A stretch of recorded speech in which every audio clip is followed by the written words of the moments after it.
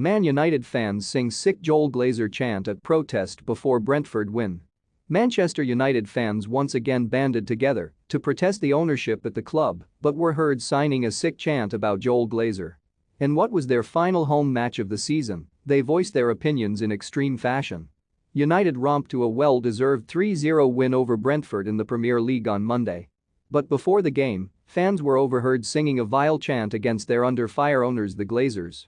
It was an extremely positive performance from United on the field, but there were unsavory scenes prior to kick-off as fans chanted Joel Glazer is going to die outside Old Trafford. The Glazer family remain unpopular amongst the United supporters, and on their final home game of the season the fans didn't hold back with a sickening chant. The Glazers have been on bad terms with sections of the United crowd ever since purchasing the club in 2005, and their attempt to join the European Super League last year only made things worse. And following a poor season at Old Trafford, animosity lingered for their final home game of the season. Read more. Joel Glazer could be about to look foolish at Man United if transfer decision made. A protest was already planned by a supporters group called the 1958, who urged fans to walk out of Old Trafford on the 73rd minute against Brentford. But fans were seemingly in the mood way before a ball was kicked, as the Glazers' name was chanted outside the ground, but not for the right reasons.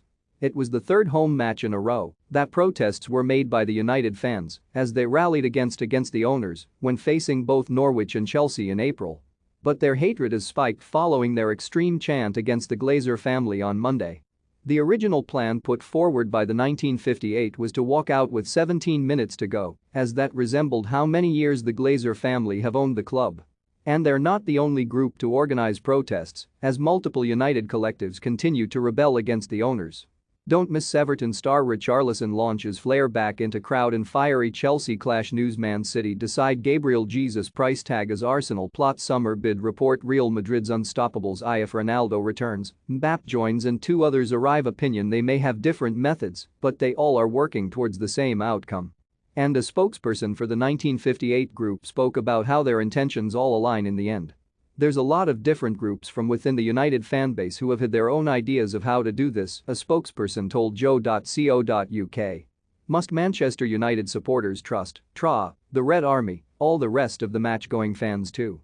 We respect that people have different ways of wanting to fix this, but we just felt like we need to be on the same page if what we do is to be effective. We all want the Glazers gone, so it's about setting aside any slight differences and coming together as one. That's what we're trying to create. Their protests have been done in a number of ways as fans were seen marching the streets with anti-Glazer banners before they faced Chelsea on Thursday. And some of these signs were even smuggled into the stadium for all to see against both Norwich and the Blues. But their increased lack of popularity in Manchester, combined with their Super League decision from last year, led fans to take even more drastic measures against Brentford in order to inspire change. And the animosity towards the Glazer family has even been backed by former United star Gary Neville, who has called on the owners to either engage with the fans or step aside. Neville said on Sky Sports back in March, "We heard Joel Glazer say some time ago he was going to engage with the fans. Flights are open, Joel, you can get to Manchester. Let's see you over here, let's see you talk to the fans properly. Explain that vision. You've got a new CEO in place, but you can't just leave it to the new CEO. You've got to come over." He said off the back of the Super League he was going to change the way he operated the club and he was going to come over and see the fans. He's not done. Not that I know of anyway, unless he's slipped in without me knowing, and not many people slip into Manchester without me knowing. They've sent Tom Brady over, but it'd be nice if they sent themselves over.